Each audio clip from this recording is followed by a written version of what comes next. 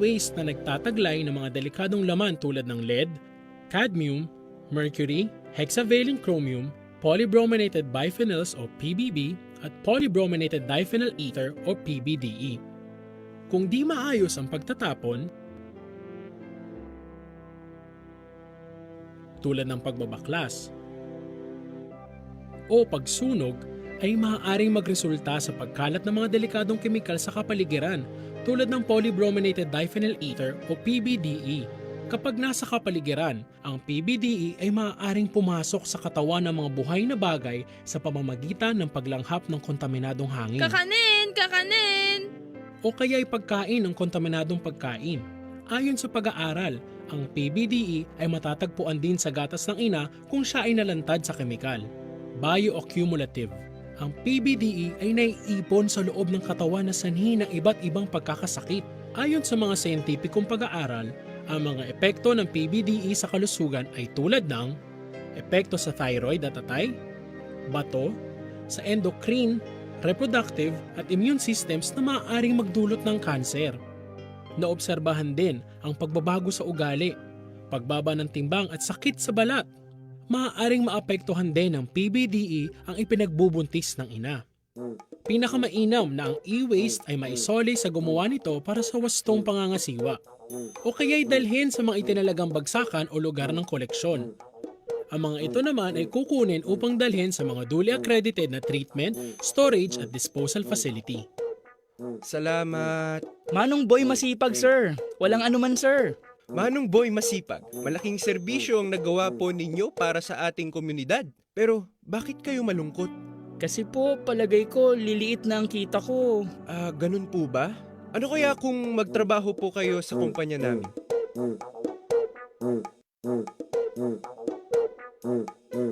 Pero mag-training po muna kayo!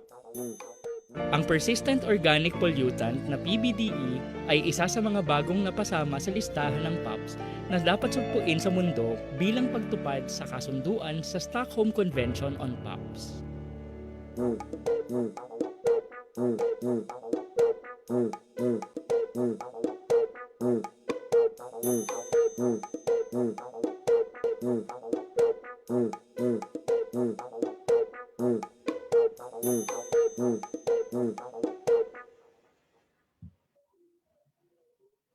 Lobat na tayo.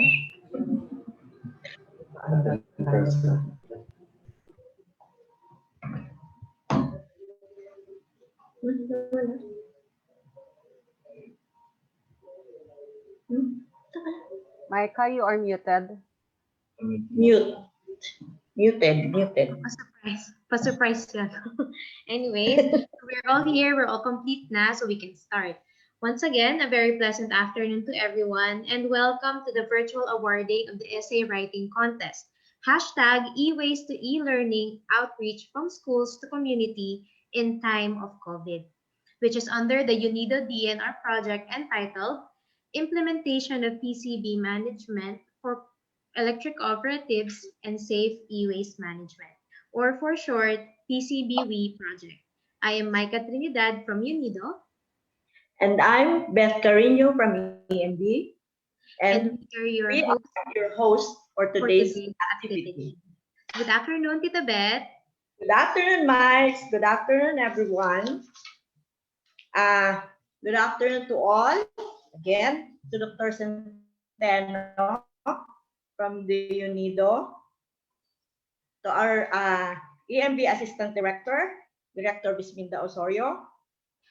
The Principal of Camarin High School, Dr. De Leon, representatives from Globe Telecom and IRI, our colleagues from EMB, UNIDO Country Office, and Eco Waste Coalition, and of course, to our beloved students and guests. Okay, so this is it, kids, students.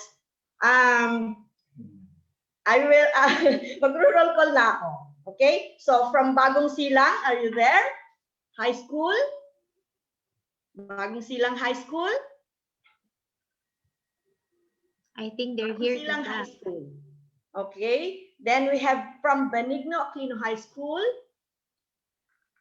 Hello. Camarin High School, Tondo High School, J. Nolasco High School, and Longos National High School. Okay? So, I hope you had a full lunch and are all energized for the program we have today. Tama ba ako, Mike? Yes, Tita. And we know that not everyone has a good internet connection, and doing everything online is quite challenging. So we thank you all in advance for bearing with us should we have any technical difficulties or connectivity issues. So without further ado, let's start na, Tita. Okay. So, to give you a brief background of the activity, last November 2020, the project through our partner EcoWaste Coalition organized an essay writing contest in 6 different schools in our project sites. Allow me to read to you the mechanics. The contest is open for grade 7, 8, 9, and 10 students of the 6 partner schools in the project sites. So what are these project sites? So we have Barangay Bagong Silang, Barangay Camarin, Barangay Longos in Malabon. Then we have Barangay Tondo, Barangay Kapulong in Tondo. Okay? Only one entry per contestant were accepted. All school entries, submitted their work within 1 to 2 hours during the scheduled date of their respective essay writing activity to the designated teacher. The school level selection was from November 16 to 2020, wherein the participating schools were expected to select one entry, yan, isa lang po ha, from the 8 school level entries. Deadline of submission of one essay entry per school, which gives us a total of 6 entries to choose from for the selection of a grand winner, and the selection was done in November 23, 2020. I'm sorry. It is on February 3, where we had this meeting wherein we evaluated the winner. Okay, on February 3, 2021, a meeting to evaluate the 6 top entries from the 6 schools was conducted. A panel of judges composed of representatives from the TWG, EMB, UNIDO, and EcoWaste Coalition selected the grand prize winner, which will be awarded today. So to start off our program, may we call on the beloved principal of Camarin High School from Barangay Camarin, Caloocan City. May we have Dr. Ferdinand A. De Leon. Sir?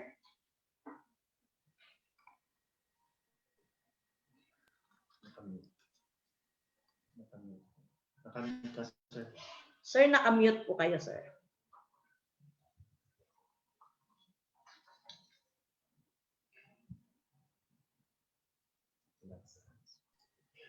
Sir, sorry po, we cannot hear you. We cannot hear you, sir.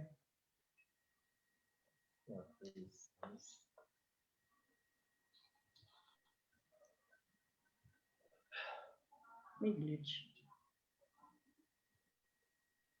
We still cannot hear you po, sir. Wait lang. Ayan. Ayun. Sir, louder na Ayan, lang. sir. Okay. Okay na, sir. Take two. Okay. Okay. Take two. Take two. Wait lang.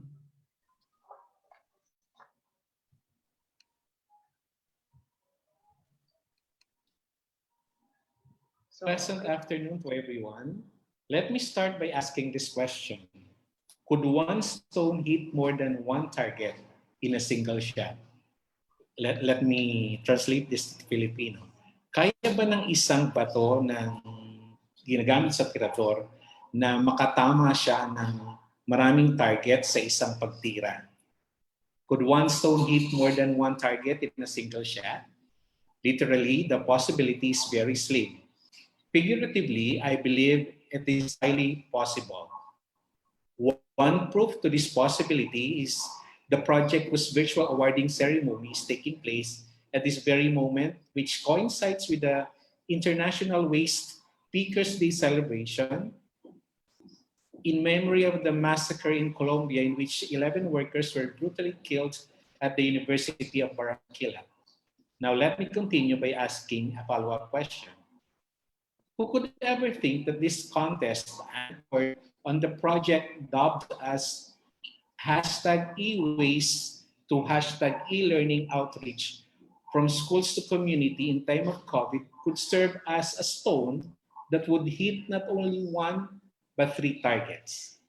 For one, this has raised awareness among students of selected schools on the importance of proper e-waste disposal and its harmful effects to the environment and its people in the absence of proper disposal practice.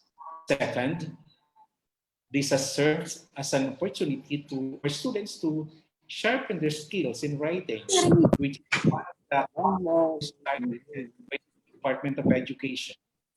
Third, this has provided bridge students with able internet service company that provides useful internet kits necessary during this pandemic. Take note, this project was conducted during pandemic, which means there were a lot of risks and challenges that were hurdled by people behind this project. Thus, this project is indeed worthy of commendation as well as its organizers whose ideas and actions propelled this project to victory. On behalf of more than 11,000 students, 350 plus teaching and non-teaching personnel, parents, alumni, and stakeholders of Camarines High School, I would like to extend our warmest salutation to the following. Congratulations to the 6 participating schools, students and their parents and coaches. Congratulations, EcoWaste Coalition. Congratulations, UNIDO. Congratulations, DNR-EMB. Congratulations, IRI Philippines. Congratulations, Globe Telecom. Congratulations for sponsoring this project that is greatly deserving of our support and commitment. God bless and thank you, everyone. Thank you po. Thank you, Dr. De Leon, for the very inspirational message. It's full of nice words. Now, the e-waste to e-learning outreach has been an initiative of the UNIDO country office in the Philippines.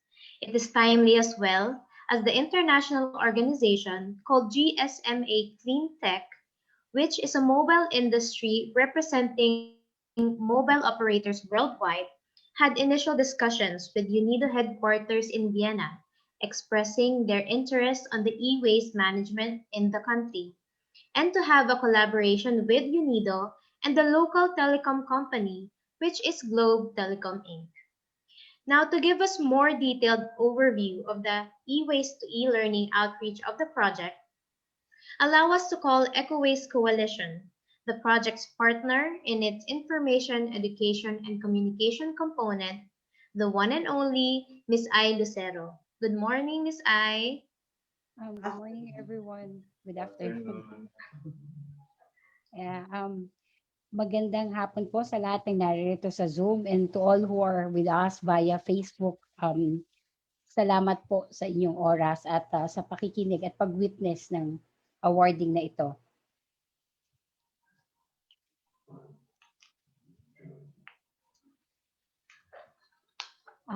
Wait, nawala.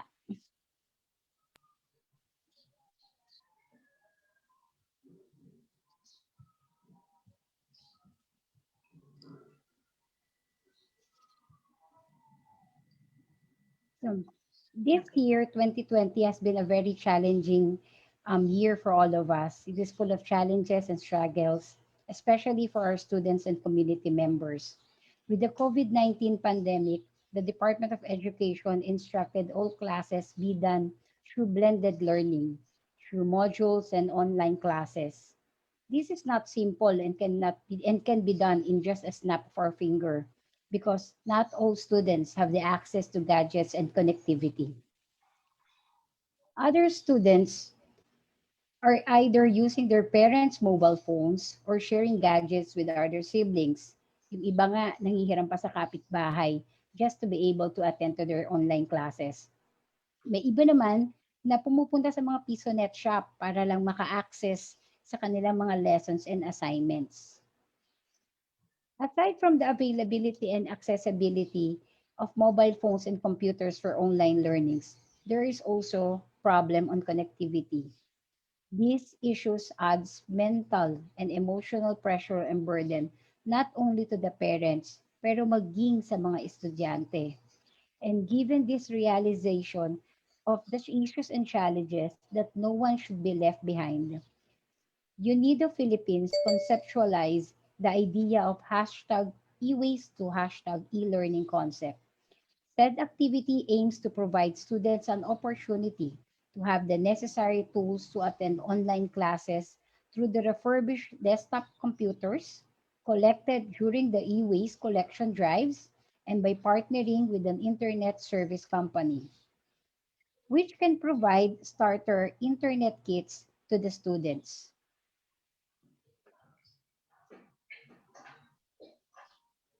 E-waste. This project aims to help assist indigent and selected students who are in dire need of a gadget to be used for their online classes. The project sites will be choosing indigent and deserving students as well as students and PWDs or persons with disabilities from the barangay-led alternative learning systems and will be done via the essay writing competition and songwriting competition in a barangay level. Ngayon, ang dating e-waste ay na-repair, na-refurbish at nakatulong sa nangangailangan. Kaya ang e-waste nyo, iwasto. Salamat po.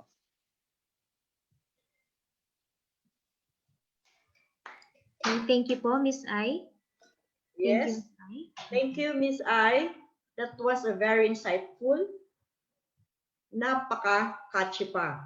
Okay, remember everyone, use the hashtag e-waste to e-learning from here on out.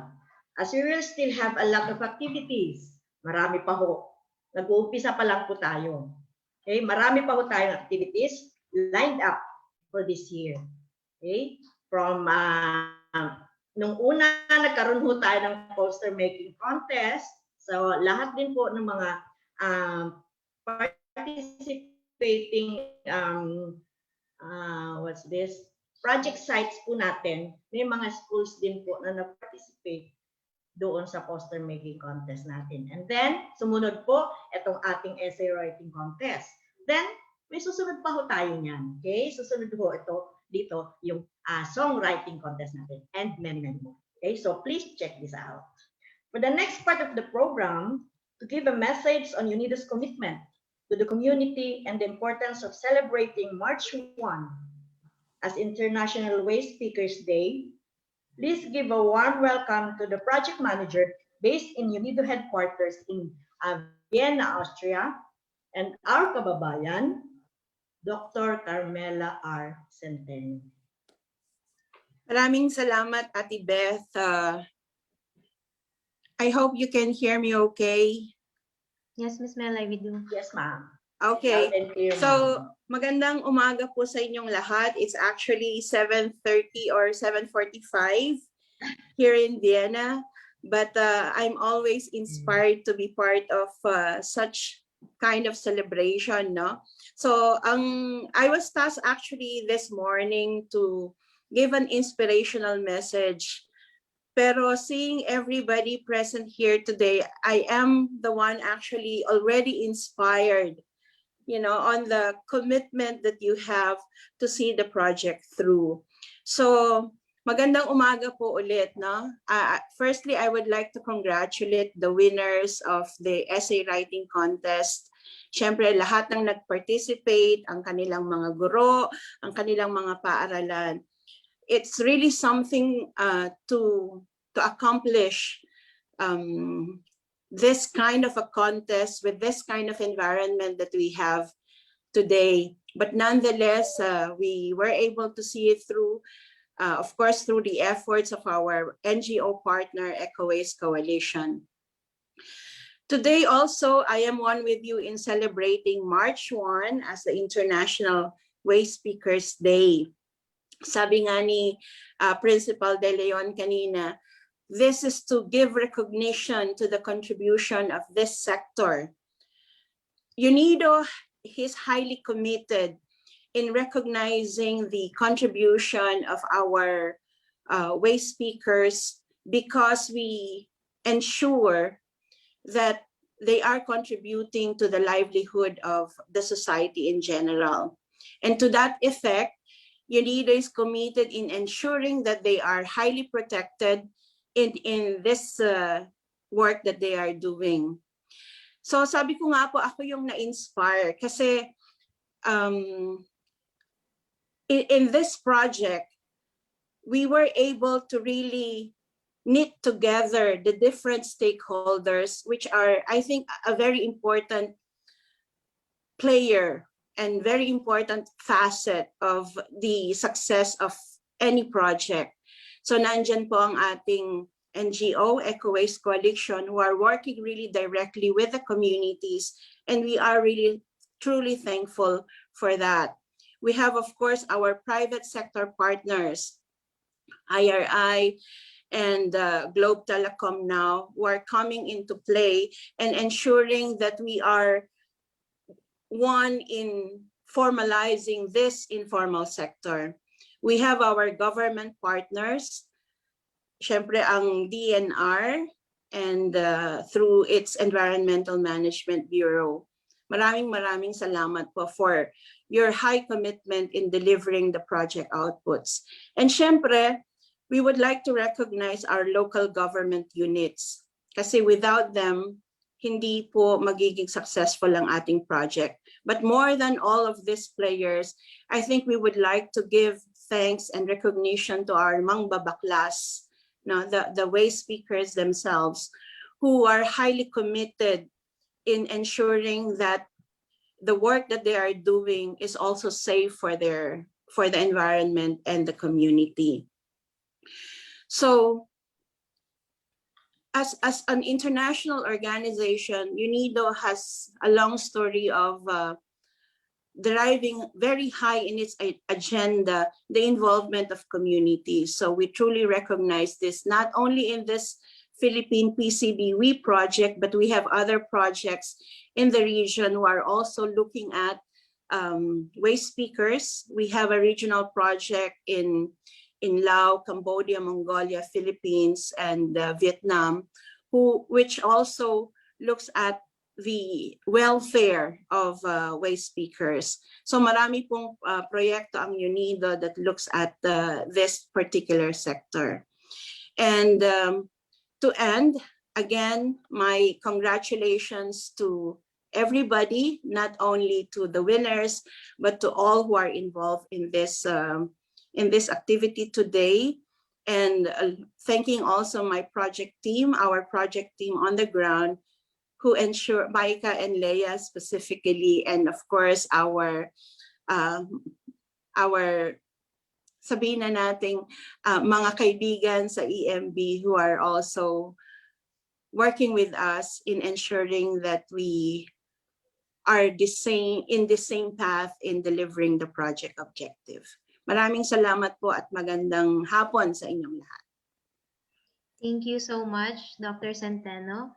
It is true, especially from what you said, that the waste speakers are an integral part of the community. And we would also like to highlight the women waste speakers especially kasi nagsisilbi din sila bilang mga ilaw ng kanilang tahanan. Kaya po, let us all greet each other a happy International Waste Speakers Day. Okay, so to move on, kanina po we said that Globe Telecom Inc. is one of our partners in this initiative.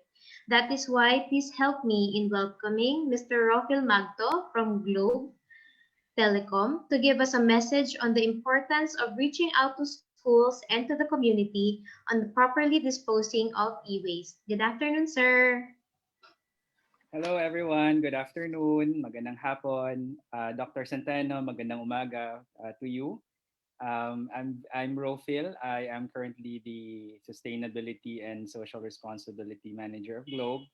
And we are very thankful to be invited and to be one amongst the key players of responsible e-waste management. So thank you very much to our partners as well, to Principal De Leon, to Assistant Director Visminda Osorio, who we've been working and collaborating ever since 2019. To the UNIDO team as well, Dr. Centeno, thank you very much again. And Eco Waste Coalition, of course, to Sir Hover and Ms. Eileen Lucero, and their partners as well, the IRI, for this e-waste recycling. Pardon if I miss any important names, but I hope that this afternoon we are all enjoying this sunny and sometimes rainy afternoon. Minsan.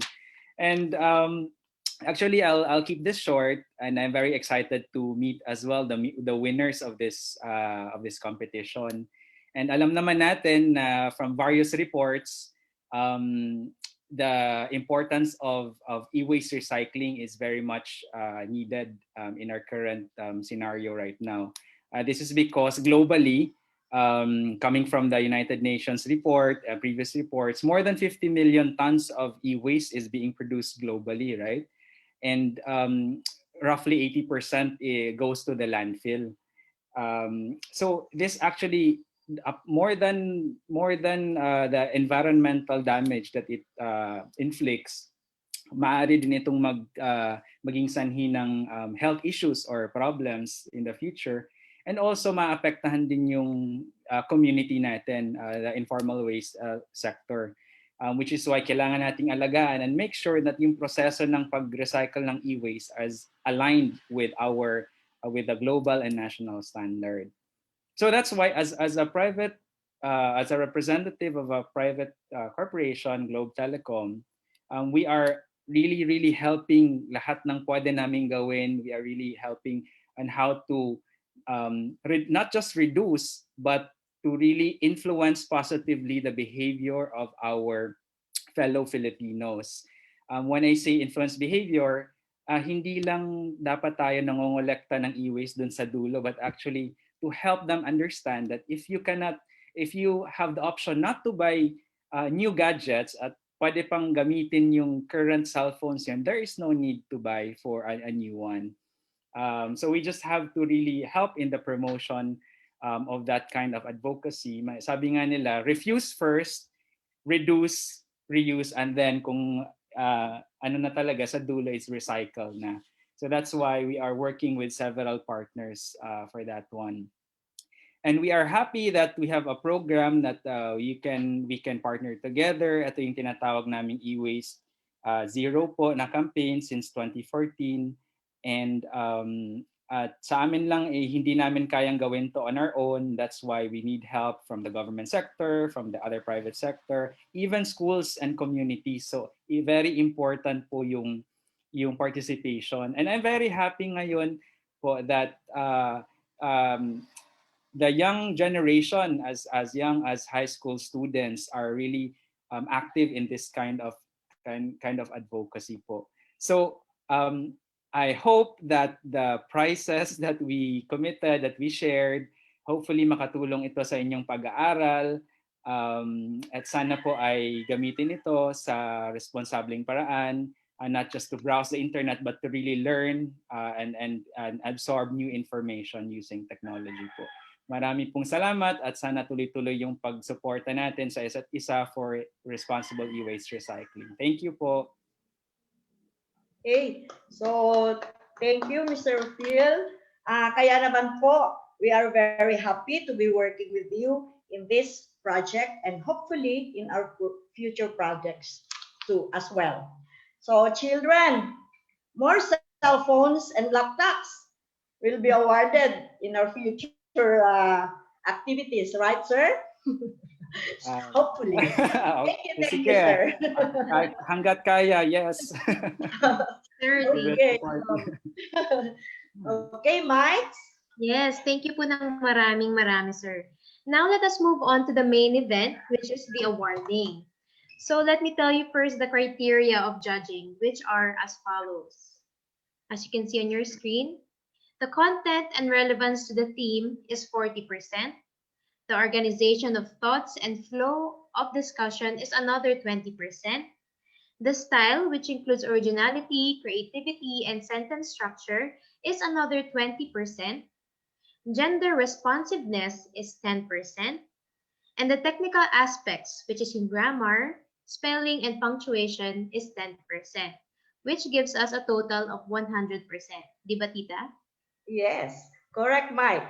Now, let's talk about the prices. Okay? So, but before that, let me express our heartfelt thanks to our EEID of EMB for being one of the judges in this essay writing contest. Okay, so all 6 participating schools, shall each receive a connectivity package and a certificate of appreciation. Wow. All students that did not make it to the school's winner selection will each receive a consolation prize of 500 pesos, promotional materials, and a certificate of participation. The 6 entry school level winners, including the grand prize winner, shall automatically be given 2,500 pesos each, a cell phone, and an award certificate. They will be the school's entry to the selection of the grand prize winner. Wow, lahat pala sila meron. Diba? The grand prize winner will receive a cash prize of, wow na wow, 5,000 pesos, a laptop, another wow, a cell phone, wow na wow, and a certificate of participation. Diba? Tita Beth, sana all. Di ba pwede pa bang sumali dyan? I'm sorry, Mike. Late ka na. Pero don't worry, hindi lang ito ang magiging activities ng project. Kagaya ng sinabi ko kanina, marami pa ho tayong susunod. Okay? So, pwede lahat sumali doon sa ating susunod na mga activities. Okay? Back to the awarding. Okay.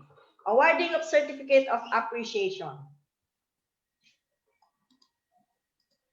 Before we award the students, we would like to give a big thanks to Globe and our project partner, Integrated Recycling Industries, for sponsoring and the additional prizes for this activity. So on behalf of Dr. Centeno Findo and Assistant Director Osorio of EMB, allow me to read the Certificate of Appreciation to Globe, Telecom, and IRI, and also to the schools. Okay. Sana Mike. Ito po, Miss Ai, yan. Ito na po yung certificate. Yeah. Ito, this is the Certificate of Appreciation is presented to Integrated Recycling Industries Incorporated for their valuable contributions and support toward the advancement of students and schools in the safe management of waste, electrical, and electronic equipment, during the #eWaste to e-learning essay writing competition held from 18 to 20 November 2020. Okay. Next po, Miss Ai. Yun. So, pareho lang. The Certificate of Appreciation is presented to Globe Telecom for their valuable contributions and support. Ayan, support. Ano yan? Support for the prizes, okay? Towards the advancement of students. Advancement of students and schools in the safe management of during the e-waste to e-learning essay writing competition held 18 to 20 November 2020. Okay, next please. Yun. Certificate naman po ito para sa mga schools na nag-participate. First one is Benigno Aquino Junior High School. Next, please. Bagong Silang High School, Camarin High School, Longos High School, National High School, Tondo High School, and last but not the least, J. Nolasco High School. Okay. Now let us award first the 5 runner-ups from our participating schools. On behalf of the Dr. Centeno of UNIDO, Assistant Director Osorio of EMB, allow me to read the certificate of our participation awarded to the following students. First one for Eliza. This certificate of participation is presented to Eliza Rain T. De La Vega for her valuable contributions and support towards the advancement in the safe management of waste, electrical and electronic equipment during the e-waste to e-learning essay writing competition held from 18 to 20 November 2020. Okay. Then for the next student, Mr. John Francis B. Betache. Oh, parang Atache. Atache guys. So, walang ganon. Next, please. Crisel Achila M. Dominguez of Longos National High School. Then Mafe Gulay of Tondo High School, and Glenn Binayog Jr. of J. Nolasco High School. Congratulations, children, and congratulations to your schools, your mentors, teachers, your principals, and co-students. Talagang pinahirapan nyo kami sa pag-judge. Okay? But we are very happy that you were able to understand the topic and express in the art of words. Kampante kami kasi kung naintindihan ninyo ang layunin ng proyekto, malaking impact ito. At sure kami na we are doing our good job. Kaya a big round of applause for each of you. Congratulations. So now we would like to show a video of what transpired during the essay writing contest and a glimpse of the winning essay by Aaron. Here it goes.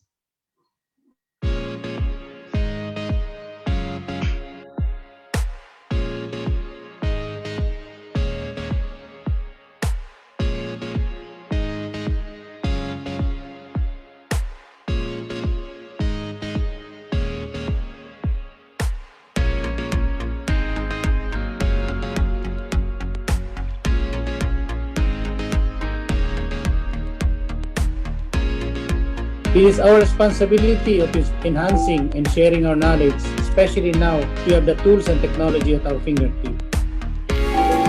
This activity is also part of the EMB mandate to educate the community about the nature of the issue associated with e-waste and help them identify, dispose or manage it. Also, as part of our task to protect the environment, we are implementing a project with a UNIDO entitled Implementation of PCB Management Programs for Electric Cooperatives and Safe E-Waste Management. With this project, we are also happy to announce that the establishment of the facility to manage e-waste in Bagong Silang has been realized. Thank you for all your support, and thank you also to our partners UNIDO, the Integrated Recycling Industries Incorporated, EcoWaste Coalition, and Globe Philippines. What are e-waste, tinatawag, or waste electrical and electronic equipment? These are broken or used gadgets, electronic equipment that uses electricity. Okay? Kung sinabi natin mga TVs, meron din pong yung plastic po niya. So, nandun po yung tinatawag na PBBE. Alam na po ba natin na kung ano yung tinatawag na POPs? Ito po yung persistent organic pollutants. Wherein, isa sa mga chemicals na nasa POPs ay yung PBDE na tinatawag, PBB, HBCD. Ito po yung mga examples po ng mga POPs. Ito po ay synthetic toxic chemicals na may epekto sa kalusugan ng tao at ng kapaligiran. Ano yung epekto? Nakaka-apekto po sa function ng lungs po natin, then yung thyroid po natin, magkakaroon din po ng malfunction sa ating brain.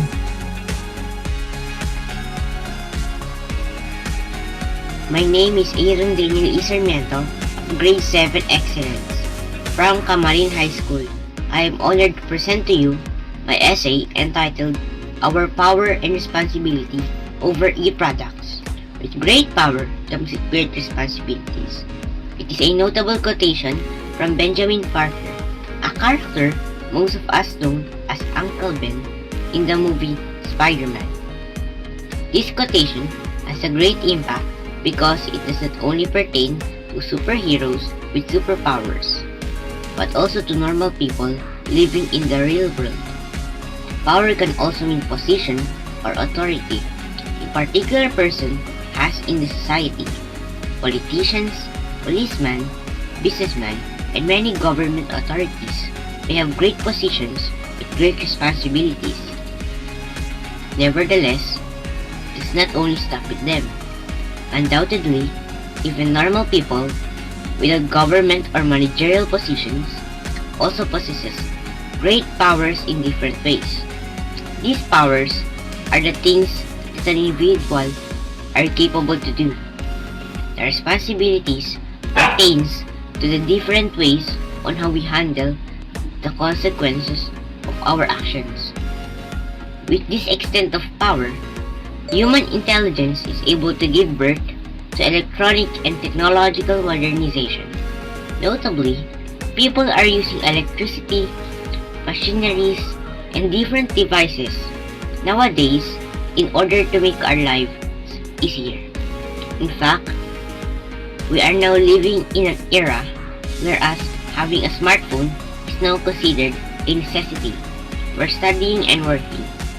Certain study in advanced economies shows that humans have more than one smartphone of their own.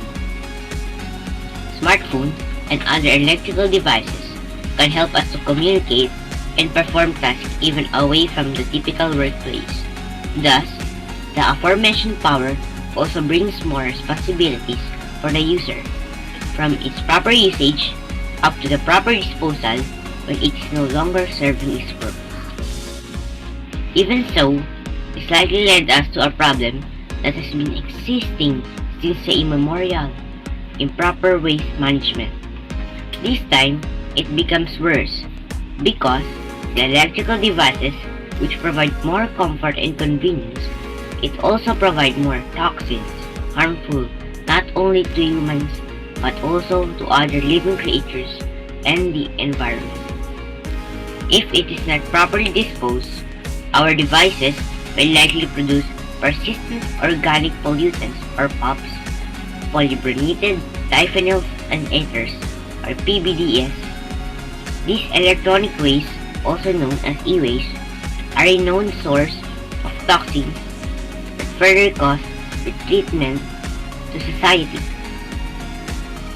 Persistent organic pollutants or POPs, also known as forever chemicals, pertains to the toxic secreted from unintentional production and combustion, including backyard burning of trash, municipal and medical waste, and industrial process. This can be transported through air and water, and it has the ability to bioaccumulate in the food chain, which is dangerous to living organisms. Exposure in this type of harmful chemical may further lead to numerous health effects to human beings and wildlife species.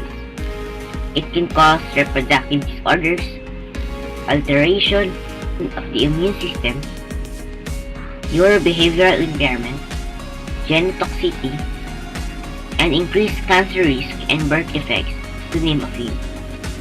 Conversely, polybrominated diphenyl ethers, or PBDEs, contain toxins which have a negative impact to the immune system.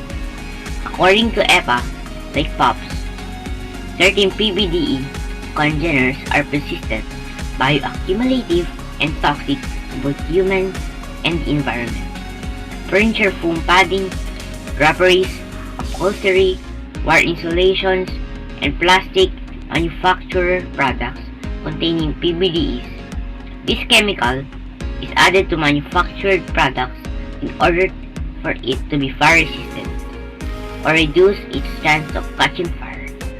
Despite its good purpose, if not properly used and disposed, these everyday products that contain PBDE can easily contaminate the food, air, and water we consume. Production of electronic devices and machines is continuously growing as we move forward in this electronic age. Therefore, electronic waste or e-waste continuously grows as well. E-waste pertains to the electronic products which are already unwanted, damaged, and near to its end of useful life. If e-waste are buried at landfill together with other various waste, it will eventually be dissolved in microscopic bits, which will soon spread out at the landfill. Unlike inorganic materials, this process is not good news to our health and environment. It poses serious risk to the environment, wildlife, and human health. The higher the landfill contains e-waste, the higher toxic materials like POPs and PBDEs appear in the soil. Thus, also in groundwater and other freshwater through the process of leaching. The responsibility that comes with the power of modern technology is now knocking at our door. It is now becoming more urgent as ever. Manufacturers should prevent leakage, misuse, and overuse of chemicals. Government should regulate and truly inspect whether manufacturers have proper disposal systems, and users must properly use and dispose electronic products by following the 5 R's. Refuse, reduce, reuse, repurpose, and recycle. Refuse to buy electronic products that would not last long or deemed unnecessary. Reduce the use of disposal e-waste. If we presumably just use it once, we must consider borrowing than buying a new one. Reuse electronic products that are still working or make other people reuse these particular electronics. For example, if we no longer have an interest on a certain gadget, hence it is still working, we must give it to someone else who will happily use it with care instead of throwing it away. Repurpose. With proper guidance and instruction, we can give new purpose into our e-products by turning them into art. Lastly, recycle. If you don't know what else to do with it, and then visit the nearest junk shop or by simply giving it to an electronic repairman, they sure know how to recycle it. Plus, we might receive some petty cash as reward. From a well-known Chinese proverb, a journey of 1,000 miles begins with a single step, implies that big changes always start with a small step. Even us, students, and fellow youth was enough knowledge and have the capabilities to help in proper management and disposal of e-waste, posting blogs, posters, infographics, and articles are the listings that students can help. Through the good governance of United Nations Industrial Development Organization, or UNIDO, Environmental Management, Bureau, Department of Natural Resources, DND, DNR, and also the involvement of Philippine government, there is a high probability to suppress e-waste and provide a safe and abundant environment for the next generation. As we all know, everything excess is poisonous. This means that everything we have now shouldn't be taken for granted. If we have the power to create great technologies, lies the responsibility to govern.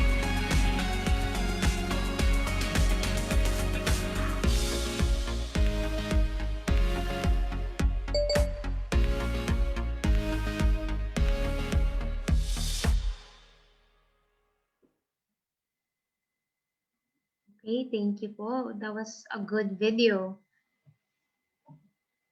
Tita Beth? Yan lang.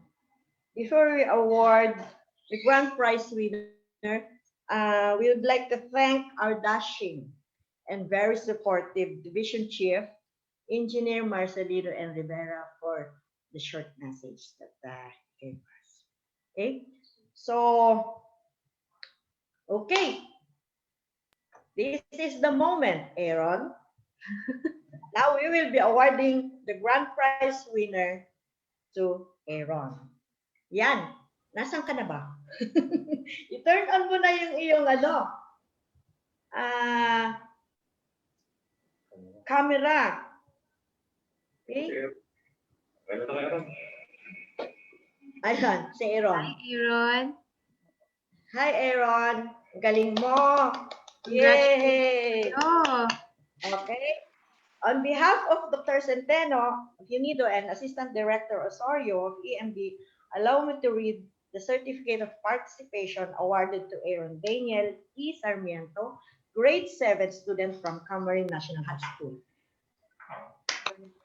Everybody, please give him a huge round of applause. Okay. This certificate of participation is presented to Aaron Daniel E. Sarmiento for his valuable contributions and support towards the advancement in the safe management of waste, electrical, and electronic equipment, during the e-waste to e-learning essay writing competition held from 18 to 20 November 2020. Congratulations again, Aaron. Ayan, congratulations also to all our winners. As mentioned during the contest, these essays from the activity will be the project in their promotional. hey, thank you again. Thank you, EcoWaste Coalition, for the video. Tita Beth, meron pala kayong part din sa video.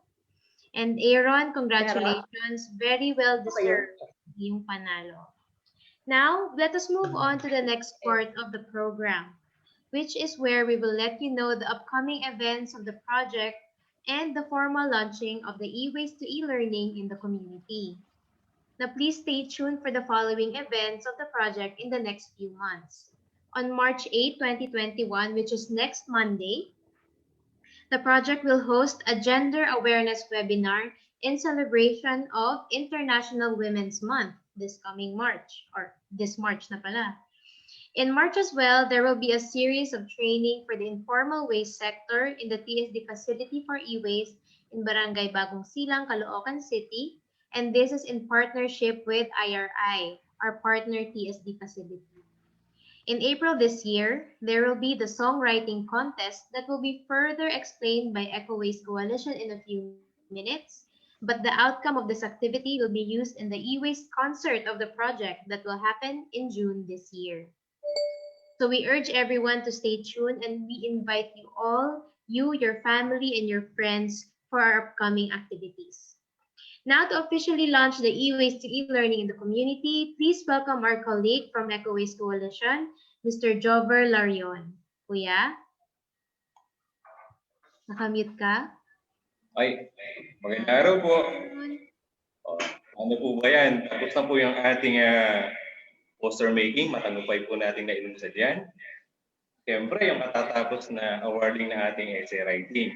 Ngayon po, sa pangatlong pagmumulat na gagawin po natin na kasama yung komunidad, ito po yung tinatawag na songwriting contest na kung saan kasama po muli yung ating 4 na pilot project areas mula po dun sa Barangay Kapulong. Nandiyan po ba kayo? Yan, Barangay Kapulong, mula po dun sa Barangay Malabon, sa Lomos po, tapos sa 3 barangay sa sa Caloocan, mula po dun sa Camarin at sa Bagong Silang proper. Ito po ay gagawin po na kasama po muli natin yung ating 4 na partner barangays mula po dun sa nabanggit ng mga area. Ang pagkakaiba lang po dito, ang mga participants po natin, yung ating mga kalahok sa pagkakataong ito, natapos na po tayo dun sa mga estudyante. Ngayon po, ang kasama po rito ay ang mga ating pong mga kabataan na nag-aaral sa ALS. Kasama po yung mga may kapansanan, yung mga PWD po. Para sila naman po yung magpakitang gilas at magpakita ng kanilang kakayahan na sa pamamagitan po ng pagsulat at paggawa po ng mga malikhaing kanta, patungkol pa rin po sa ating advokasya kung paano nga ba yung pangangasiwa po ng ating e-waste po sa kanilang paraan sa makabagong panahon. Siyempre, mas nakakatuwa to kasi ang magbibigay po ng pagsasanay po sa kanila, sabihin ko na ba, Maika, siyempre, ito po ay sino po ba, Maika? Si Glock 9. So pagkatapos po ng training, di ba? Sa bawat barangay, bibigyan po sila ng pagkakataon para sumulat. Kaya sa darating po ng mga susunod na linggo, magkakaroon po ng kompetisyon sa pagkakaroon po ng malikhaing pagsusulat ng mga awitin. Siyempre, meron po siyang mga panuntunang gagawin tulad din po ng binabanggit po ni Miss Beth at ni Maika. Pero ang detalye po nito doon sa actual na competition po pagkatapos po ng training na ibibigay po sa atin ng ating trainer. So, yun lamang po. At inaasahan po na lahat po ng nabanggit ng mga barangay ay makikilahok sa ating patuloy na advokasya para po sa paggawa ng mga ganitong mga aktibidad sa pagsulong ng ating advokasya para po dun sa maayos na pamamahala ng ating e-waste. Muli po, marami pong salamat sa ating lahat. Ayan, maraming salamat Kuya. Alam mo Kuya, kahit nasa Zoom, medyo nafe-feel ko talaga yung hype ng mga sasali sa songwriting. Parang ako rin, gusto ko na rin magsulat ng song pero magpapaturo muna tayo kay Glock 9. Ayan. So at this point, we would like to request everyone to please turn on their cameras for the photo ops. May we call on EMB Assistant Director AD Osorio, ma'am? Pwede po magpa-picture. Si Dr. Carmela Centeno, pwede po magpa-picture. Ayan. Teka lang po. Miss Ai? Teka po, ako yung naka-ano. Si Sir June, Maika?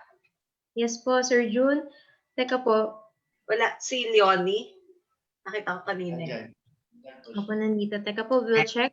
Last for Jerry. Si Miss Zin din? Yes. Zin, can you turn on your camera? Ayan, okay.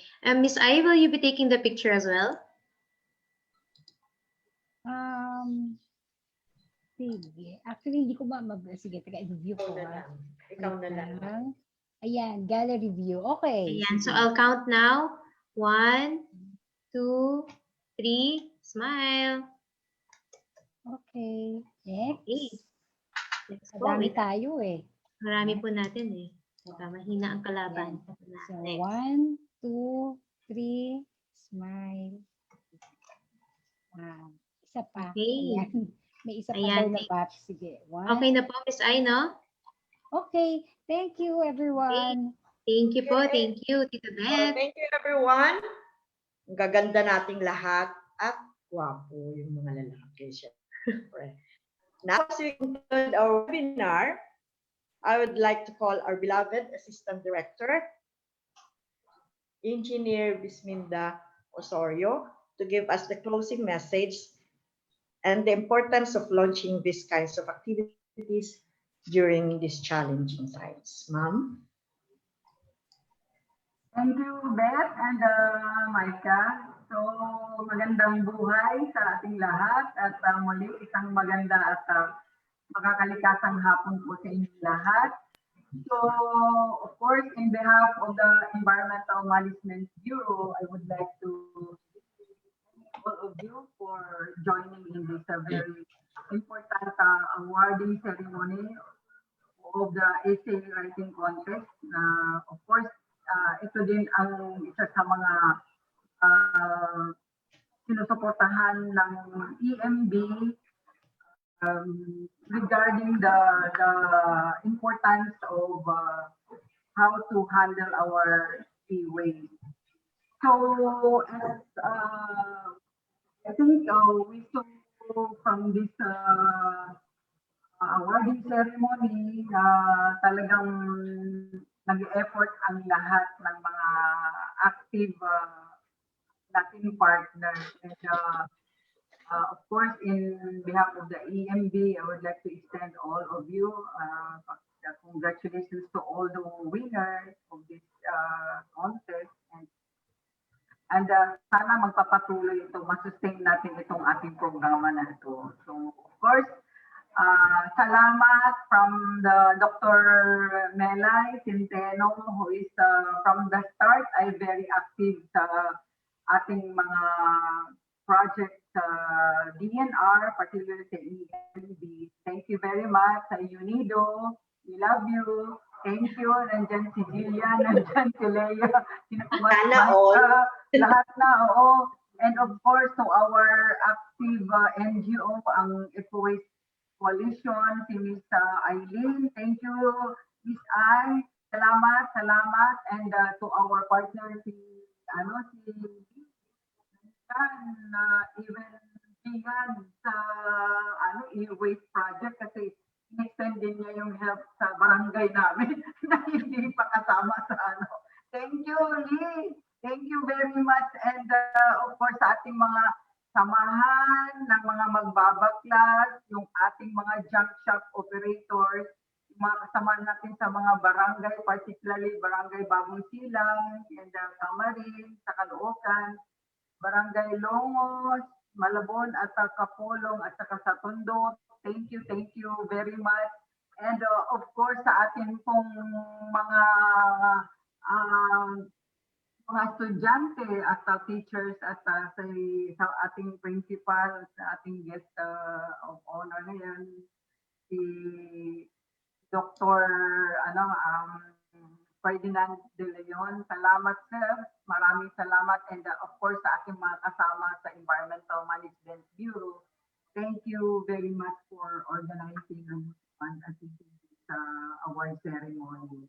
So, of course, sa ating mga barangay ay pangkaraniwan na po na ang nakakalat na mga e-waste.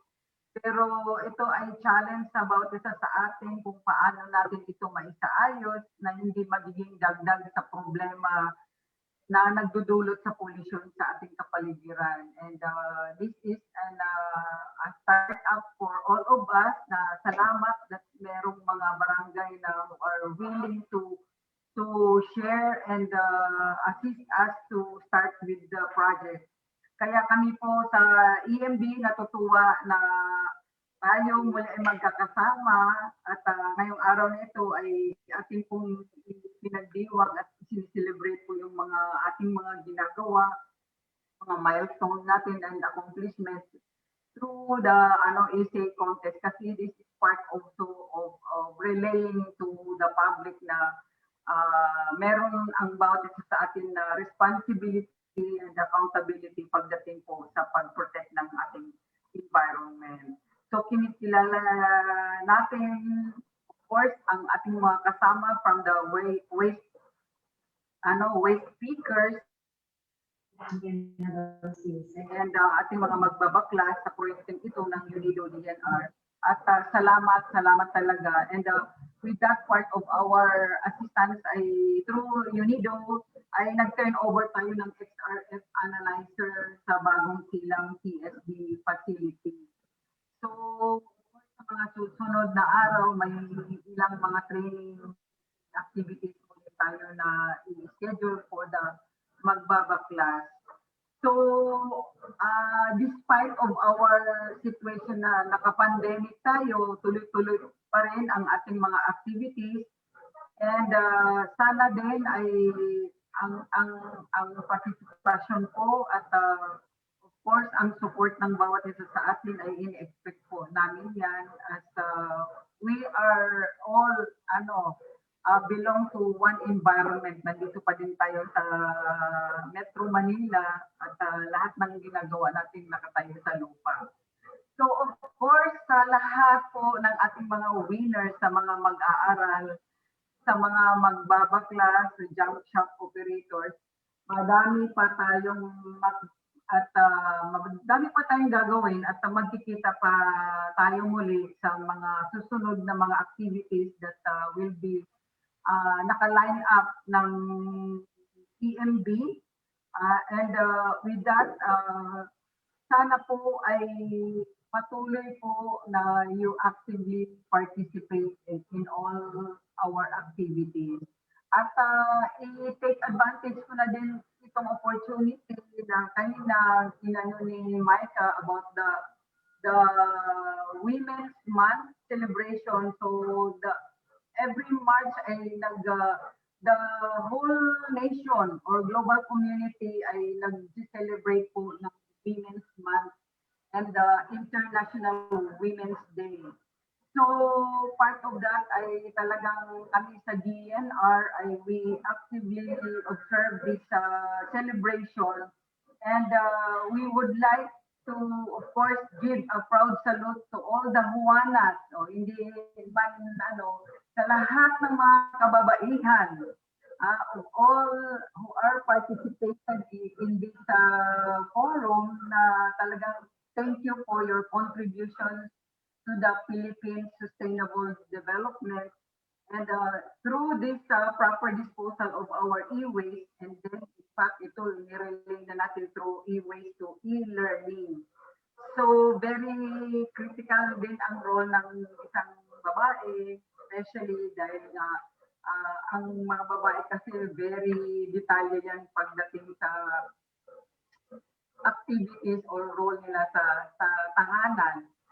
So of course, this year, the COVID-19 pandemic affected every household. Tandaan natin yan. Every workplace, every office. Last week, nag-lockdown kami kasi meron lang magpa-positive na lahat apektado na. And every business establishment ay apektado talaga sa pandemic na ito. But then, despite these challenges, the role and the contribution of life are talagang ini-encourage natin to participate. So, part of information according to the World Health Organization, there are about 70% of health and social sector are women. And while 79% of nurses in Southeast Asia are also comprised of women. So, malaki po talaga ang factor ng mga kababaihan. Hindi ko binabalewala yung mga kalalakihan, but then talagang bigyan lang natin ng saludo ang mga babae kasi sila talaga ang vulnerable pagdating sa health effect, and at the same time kung ano yung impact sa environment. So the impacts of crisis are never gender neutral, and COVID-19 is no exception. So we at the Environmental Management Bureau are with the nation and every Juana in ensuring better days and a healthier environment for today and for the future generation. So responding to this challenge, the Environmental Management Bureau is implementing a expanded or stricter programs related to solid waste management, hazardous waste management, and even the monitoring of healthcare waste management, with an additional push for information on campaign on the proper disposal of our PPE, surgical mask, and even itong ating mga electronic waste. And thank you pala din sa Globe Corporation Company. Thank you also for joining in this project. And of course, we also mentioned the aspect of health in environmental protection. So with that, in celebration of in observing the e-waste month and the Women's Month, let us uplift our role, the women's role and their voices to raise from this pandemic and rebuild what we lost. So again, on behalf of the Environmental Management Bureau, I would like to thank all of you, and together let's make change. Ano? Sabi nga, Moana, laban sa pandemya, kayang-kaya po natin ito. Thank you very much. And good afternoon to everyone. Thank you, AD Minda, for your very inspiring message. And tama po, salute to all women. So again po, we're inviting you to our webinar next week, March 8th. We will be disseminating yung link po in our social media pages. So, Tita Beth? Yes, Mike's. And that ends our program for today. But before that, before we log off, we would like to thank the project management team from the DNR. Of course, we have our USEC, Jonas Arleones. From the PASPO, we have and from the DNR, from the EMB, we have our director, Engineer William Cuñado, our assistant director, Ms. Minda Osorio, our division chief, Engineer Marcelino Rivera, our hazardous waste management section chief, Jerry Heron Masañez, and Engineer Leonie Ruiz. Then from the chemicals, we have Section Chief Edwin Romel Navaluna, Mr. Joel Malion, and from the UNIDO, we have Ms. Leia Texon, Ms. Micah, and from the country office of UNIDO, Ms. Jillian, I saw her a while ago. She's here. And, yeah, thank you. Then we have also from the Eco Waste Coalition,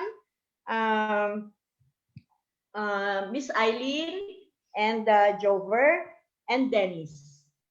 Did I miss somebody? Oh, I'm sorry. I missed my partner here, Mr. Dennis Cabanata, okay, from the hazardous waste management section also.